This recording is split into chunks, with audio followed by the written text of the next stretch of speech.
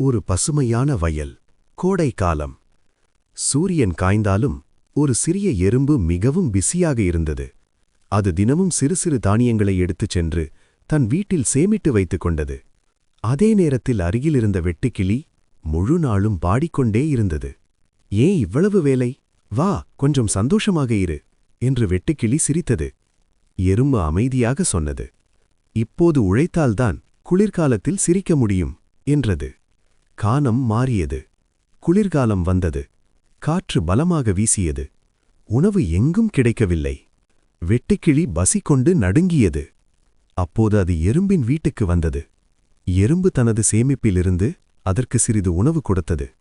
வெட்டுக்கிளி தனது தவறை உணர்ந்தது.